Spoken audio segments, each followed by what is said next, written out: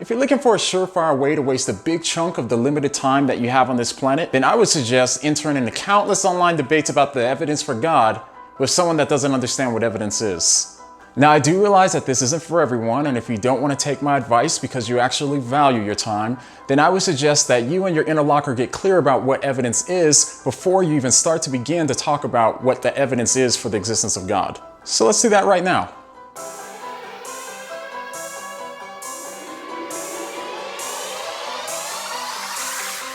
First, what is evidence? We can start by talking about what evidence is. Now, I realize that this sounds very basic and boring, but the truth is, until both of you understand what evidence is, you're not going to make any progress discussing evidence for something. Now, the way I like to think about it is evidence is facts or information that raises or lowers the probability of something. To put it more simply, we can say that evidence is something that helps to prove if something is true or not. Or you can just say that evidence is anything that's presented in support of something. Second, what kind of evidence should we be looking for?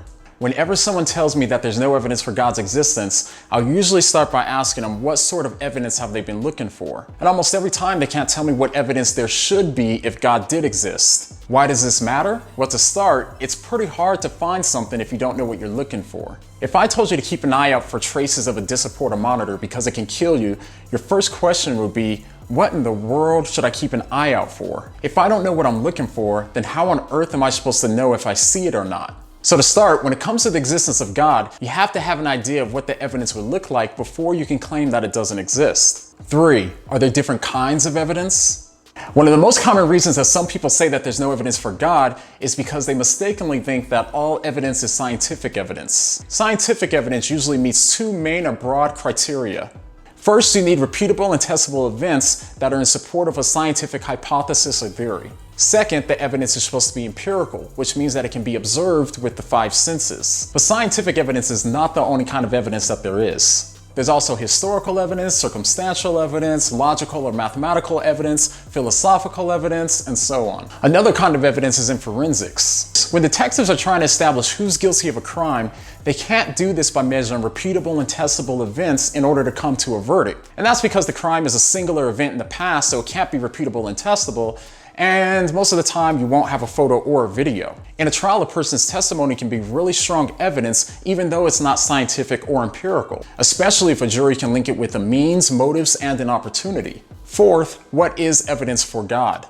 So when skeptics fail to make a distinction between the different kinds of evidences and instead they think that all evidence must be empirical or scientific, then it's no wonder why so many of them look for evidence for God as if he was another thing in nature waiting to be discovered by science. But this misunderstands either what evidence is or what God is. When we speak of God, we don't mean another object in the natural world or another physical part of nature that's governed by the natural laws. Instead, God is the creator of the whole show, all of the physical things, all of the laws, and all of nature.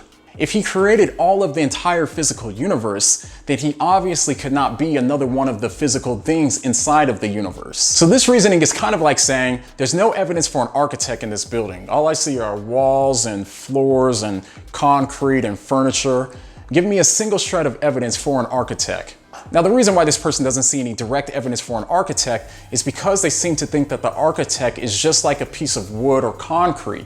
It would seem pretty misguided to continue to study the physical composition of a piece of wood, realize that you don't see an architect inside of it, and therefore conclude that an architect does not exist. If you can understand that the architect isn't built into the building and isn't one of the material things that the building is made out of, then you can actually start looking for the evidence for the architect's existence. It's kind of like that with God. It's irrational to look for God as part of the physical universe if he created the entire physical universe. However, just as evidence for the architect can be indirectly found by looking at the building, scientific evidence can serve as support or evidence for a premise in a philosophical argument for God's existence. So the evidence would be indirect in a similar sense. Also, keep in mind that there are some things that we have indirect evidence for that we still believe, like black holes and quirks and these sorts of things, but it's not because we see the things within themselves. Instead, the evidence that we have indirectly supports and infers their existence. So it's something similar like that with God. In fact, it's actually incoherent to look for direct physical evidence for a non-physical being. Nor is it logical to look for repeatable and testable events for a free-willed person who does as he wishes and is not governed by the laws of nature. Instead of the evidence being direct evidence from science, the evidence for God's existence would ultimately have to be philosophical, logical, experiential, historical, and so on. To see some of the evidence for God's existence, check out the other videos on this channel. So next time that someone says there's not a single shred of evidence for the existence of God, what are you gonna say?